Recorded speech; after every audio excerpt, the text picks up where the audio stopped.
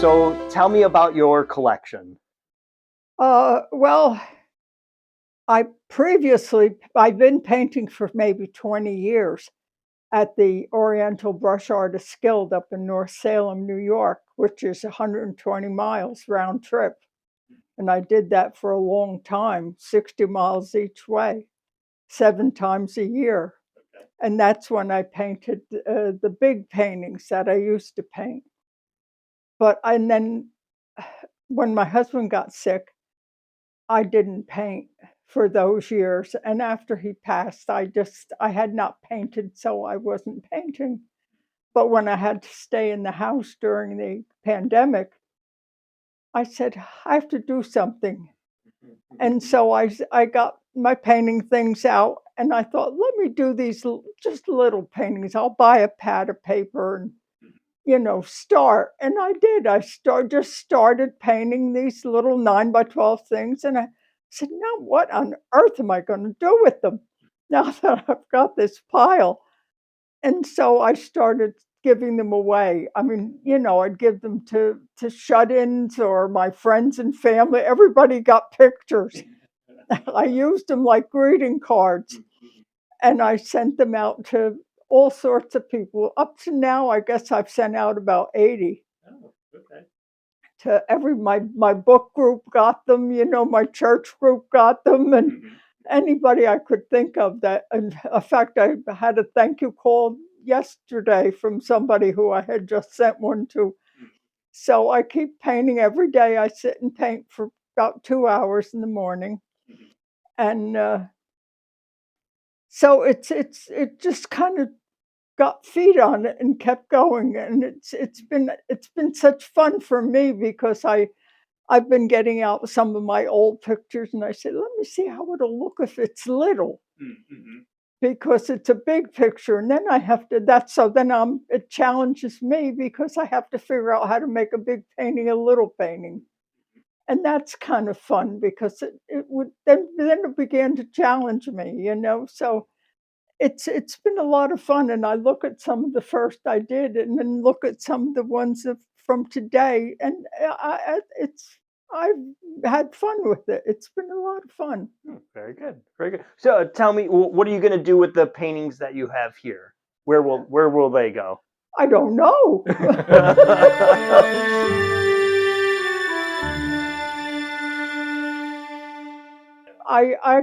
There's a pile over there on that where the little mount thing is. That's all paintings. That's Oh, all okay. paintings that are, that Ready to be passed along or secondary paintings, the ones that don't go too well. Okay. And I let them stand like that for a couple of days. I was working on that this morning. Okay. And I leave them hang there. My son made the wire for me. Okay. And then I look at them, and sometimes I go back and say, "Oh, needs a little something there or Yeah. something there." And you know, I look at them, or I need a tree or something, and I use from one or the other. And these are all just current stuff that I've been worked on. Okay. And tell me about how you come up with the ideas for the things that you're painting. Sometimes it's just how the spirit moves me. Okay. Or I have a pile of old paintings here, and I look at one, and sometimes there's a bird on one, and today there's one I copy from a cover of a book. I see something I like, or the calendars they send you for free through the mail. Okay. Yeah. I have 2 of them sitting there. Inspiration for you, huh? And I find a birdhouse or something, and it all depends. And now tomorrow I have a book coming I bought from California from the Oriental Art Supply on landscapes. So I'll be working on a few landscapes again because I always mostly painted birds and flowers, and that was just because I enjoyed that years, as I painted and put it in shows and things. And Tell me about some of those shows that you've done. well, you see if you look on the bird picture up on the left-hand corner, that's my seal. That's my name seal. The square one is my name seal, Marion.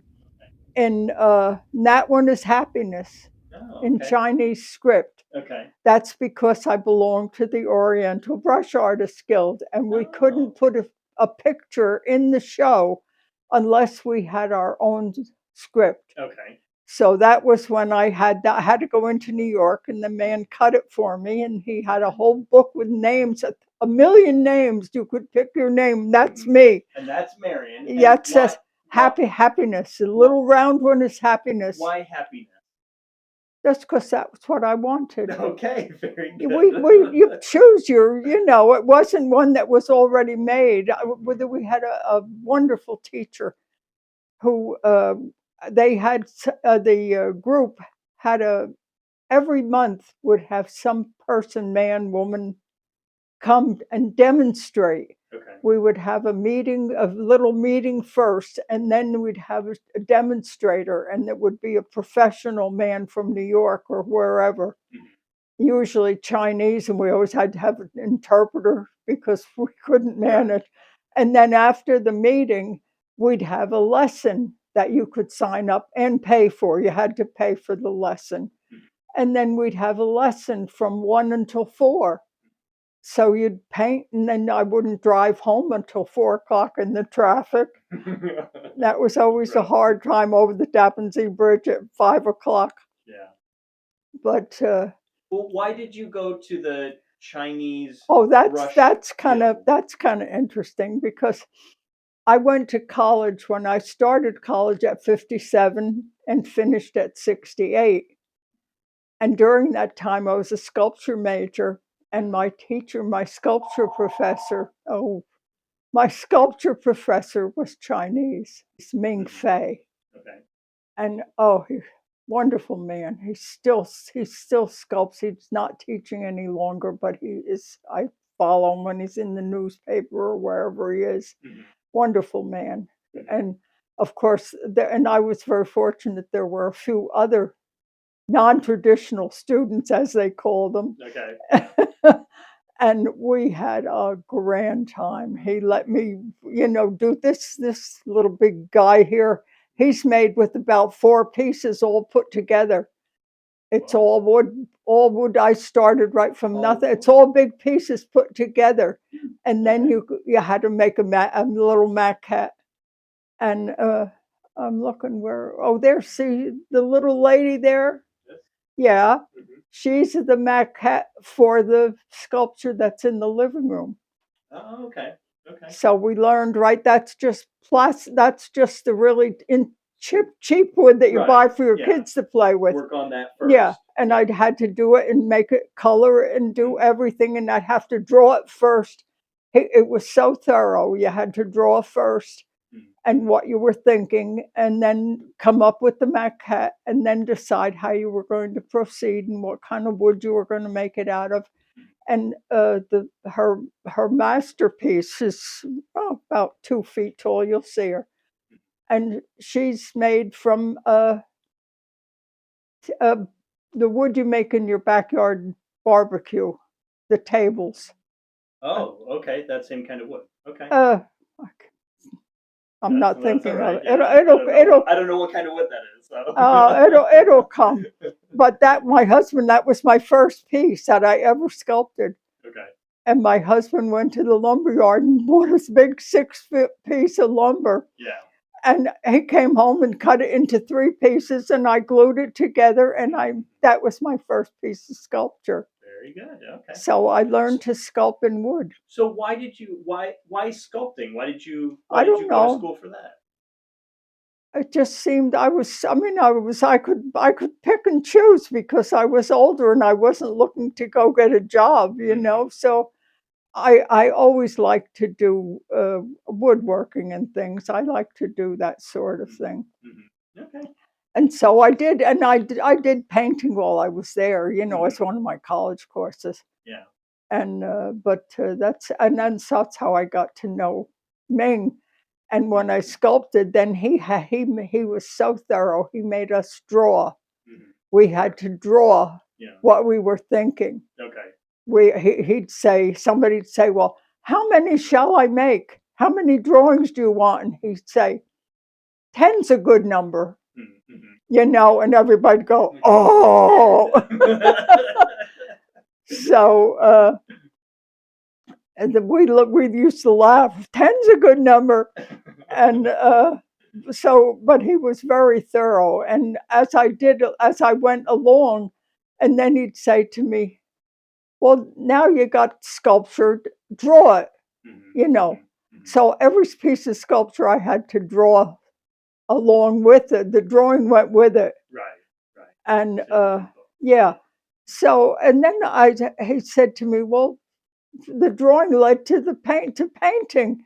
Well, of course, then I had to go to the library. He said to me, "Well, paint it in ink, you know, as they do all the Chinese in black ink."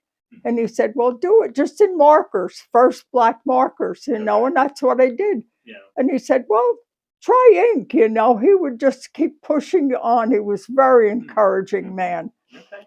And so then I had to go to the library and hunt up Chinese brush painting, you know, and yeah, and one thing led to another, and then I started going to a couple of workshops out in faraway places that, you know, where there were workshops that I could go to, and I went to California, and I went to Illinois, and you know, different places where there were good places to go to, and so I did that, and it got to be such fun. And I found a place through one of the little brochures in New York City, and I said, "Well, I guess I can drive over there." So off I went to New York, and I met some lovely people there, and they still have a good brush painting group in New York. It's not big, but it was always very good, nice people. And one of the ladies said to me, "Oh, you would like the one that's up in North Salem because they have a demonstrator every month. In New York, they did not. You just had to go along." Right. So then I had to make a practice run all the way up to North Salem. I drove. I didn't know where I was going, you know, over the Tappan Zee Bridge and up north. And I got there, and the lady said, "What are you here for?" I said, "It was a practice run."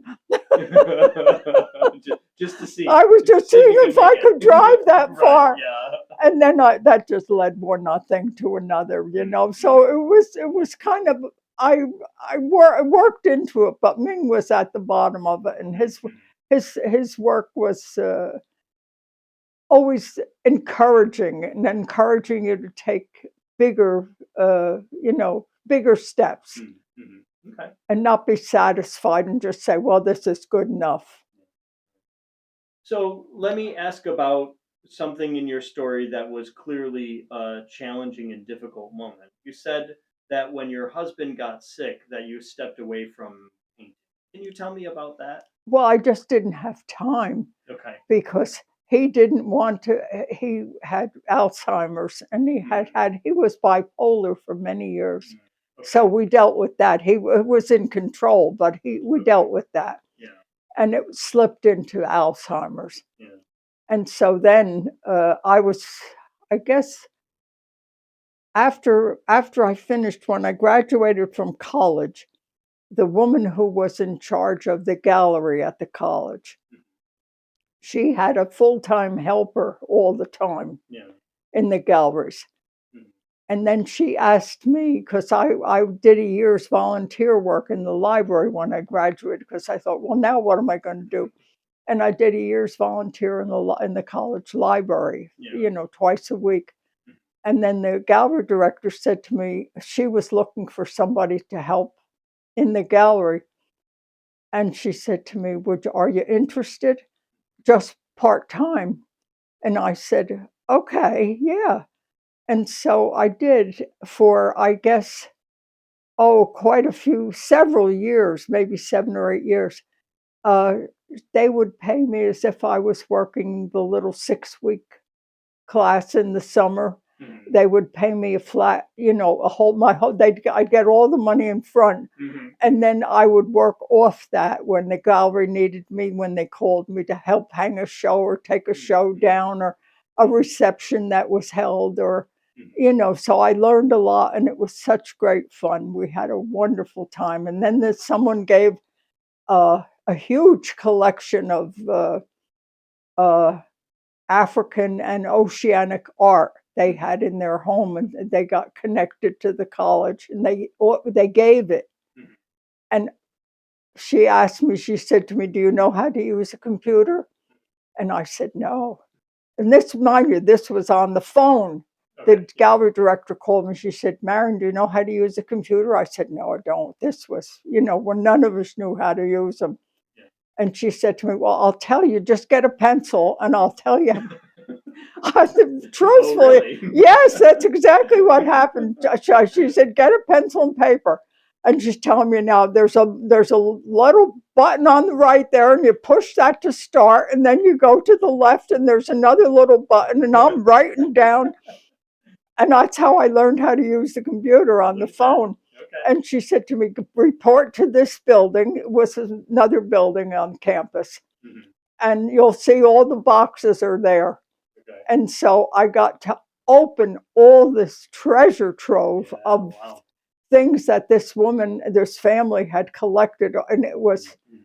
a fabulous collection. And I got to unpack it all. Mhm. Mhm. And then I got to when she would say to me, "Well, this we're going to handle this piece and that piece and this piece and the other piece that was. So, and I would have to look in the books. She'd bring me, I had a pile of research books, and I'd look through the books, and I'd Mhm. have to come up with the blurb like they have for the museums, a little blurb telling, this would belong to some tribe or Right. whatever. And I'd have to do that on the computer Okay. and write them all up. And Yeah. then I'd give it to her, and she would correct what I had written if she Okay. didn't like just the way it was set. And Okay. but it cut down on her work because she was only had to correct my work, Right. Right. So we did the entire collection that way. Wow. And then we did the oceanic collection, and there was a lot of that, and it was shown up at the college. It's been shown a few times, Mhm. but that was great fun. So I did that for until then. I stayed helping the gallery till I was 78.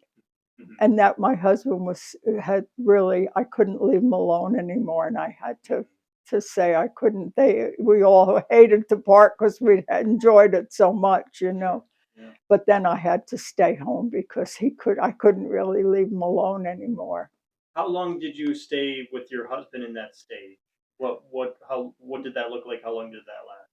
Well, he actually, when he retired from public service, he actually worked up at the college in the parking area. Oh, okay. He was one of the part-time patrolmen up at the college. He Okay. worked Yeah. up there about 8 years, Yeah. and he enjoyed that because he'd see the young people and the teachers, and he enjoyed that very much. But then he Mhm. had to, give that up, Yes.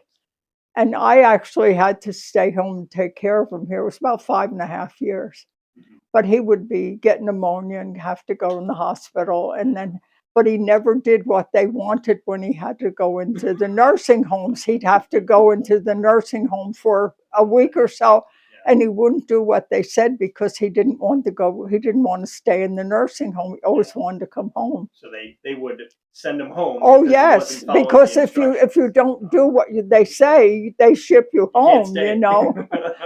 Okay. So we went through that Yeah. back and forth over the 5.5 years. He Yeah. had pneumonia, and he had, various problems, and he couldn't hardly walk anymore.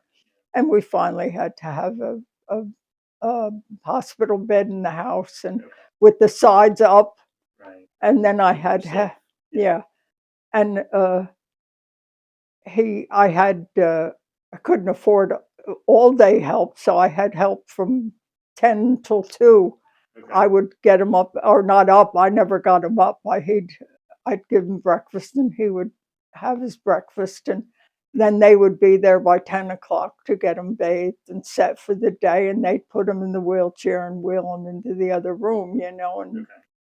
and then they'd be here till 2 o'clock, and then they'd put him back in bed again, and then it was up to me for the rest of the night. And sometimes he was, 2 o'clock in the morning, Marion, Yeah. Yeah. Wow.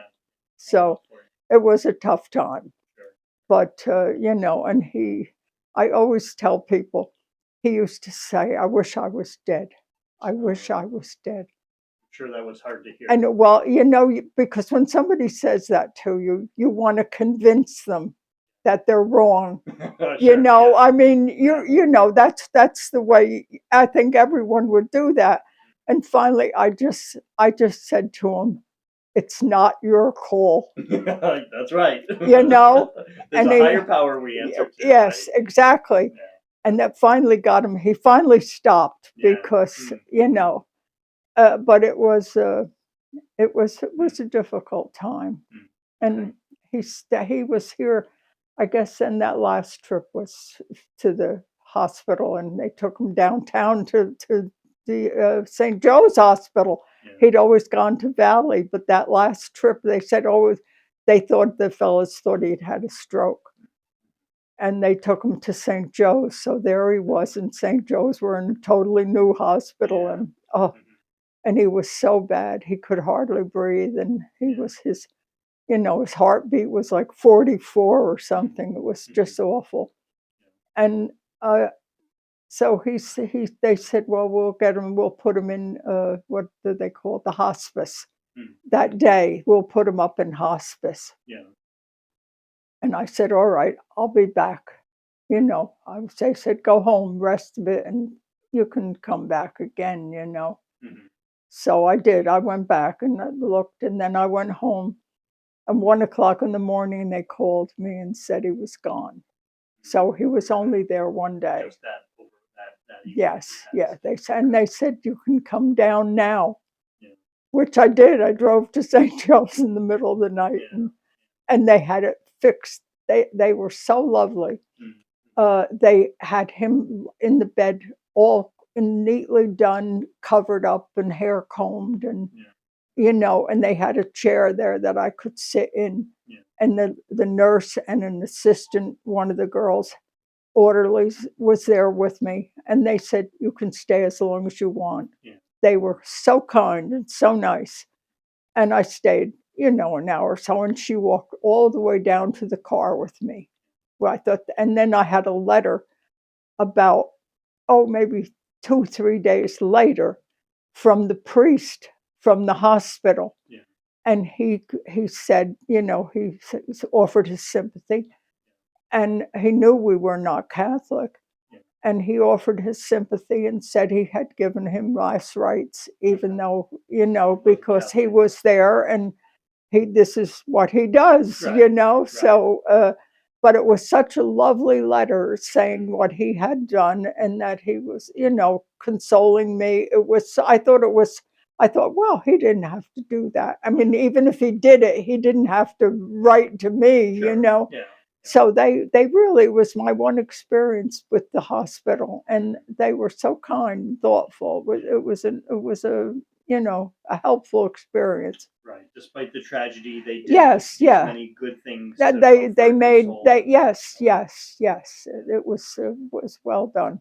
Well, tell me about after the death of your husband, did you stop painting, or how I long ha- I before had not I you had not been painting had while he not been was painting? sick, because I Okay. mean, you my mind was too distracted. I mean, Sure. if he was Right. bumping around, I couldn't paint at all. Right. And so I guess I was alone a year, that A I was year. here Okay. alone Yeah. a year. And then I thought, oh, this is, I need something here.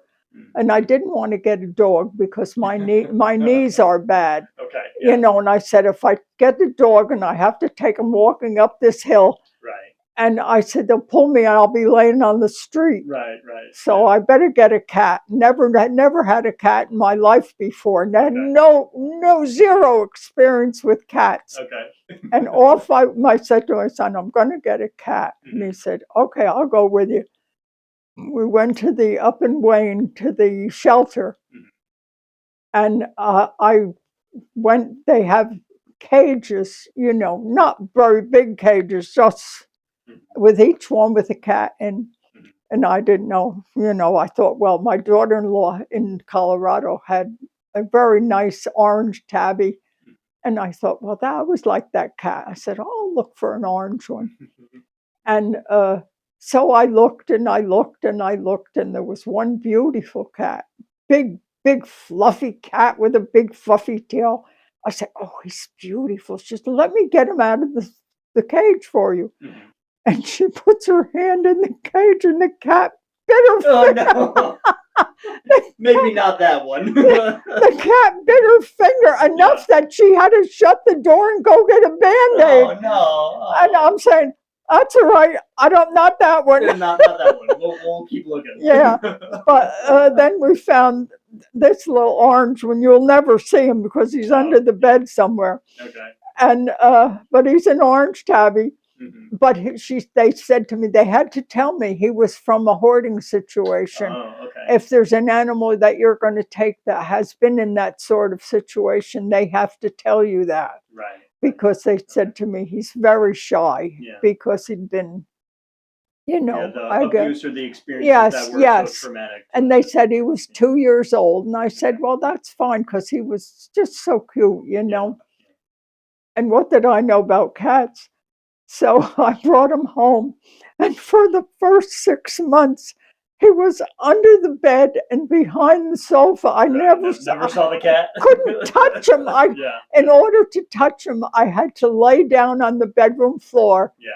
and he was under against the wall. Poor thing, his eyes were like Right. Worried. saucers. Right. Yeah. Sure. Sure. And there I was laying on the floor. So I'm my husband's only gone a year, so I was in a very fragile condition. Yeah. And I'd be crying away, petting the cat under the bed. I thought it was a very bitter experience. Sure. Yeah. Oh. But he finally came out, and Mhm. he's a good little cat. And it took him a long time when my son. Then the next year, my son broke up with his girlfriend, and so then he came to live here with me. Okay. And he's been here almost 7 years now. Mhm. Okay. So and it took the cat a long time to get used to my son, but now he feeds him, and he can even whistle at him, and he'll come running. Oh, look at that. Yeah, The cat's gone through some yeah. changes. Oh yes, yes, yes. Yeah. But he's a good little cat. So where in the process did you pick up painting again? Only when the pandemic came. Just and so how long after your husband Uh, died you got your cat, your son moved in, and how much longer was it until you started to paint oh gosh, we're what, into 3 years with the pandemic again? now. Yeah, yeah. So it's then. So 3 years Yeah. ago, I don't know Yeah, what's that timeline. I don't know how long ago your husband husband died. passed. It'll be 9 years in October. 9 years. So that was maybe 5 or 6 Yeah, that years I where you did didn't not paint paint. at all. Hmm. I wasn't painting, and I wasn't even doing sculpture. I Hmm. didn't even do that. Hmm. It's you're in a different place. Yeah, yeah.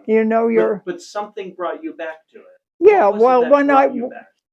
when I was here, with the pandemic inside, in being alone, and I don't have it. I mean, I had few friends. My one girl that I was very close to, she passed a few years back. So Hmm. I was really limited. It's not Hmm. like you call up Josie and say, "Well, let's have coffee," Right, right.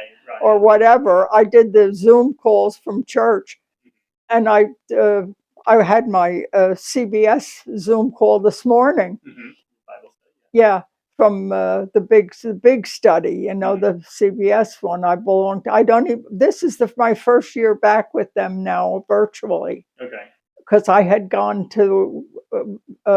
I always went up to Midland Park to go, Right. but now when I heard last year that it was virtual, then I could do it again. Right. So. Okay.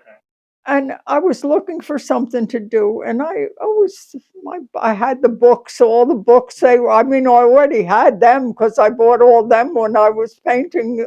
Every time somebody'd come and they'd say, "Oh, well, you should have this book." Mm-hmm. I'm a hopeless book buyer. I have one coming tomorrow, if you Oh, can okay. believe this. Yeah, just to add to the collection. Yeah, and I have one coming tomorrow. So. I said, I had the paint and I had all the books, and, I said, just buy a pack of paper and let me see something small, and I'll just see what I can do. And then I just started again. I mean, the first batch was I was tearing them up as much as I was painting. Mhm, mhm, mhm. Okay. But it was, I got into it again every morning. I paint for about 2 hours in the Mhm. morning and then do my exercises before lunch. I do 20 minutes 6 days a week. So since I fell, so I do 20 minutes every day, Mhm. except take Sunday off. Right. Okay. Very good. Well, thank you so much for sharing your collection with me and with Grace United Methodist Church. You're quite welcome.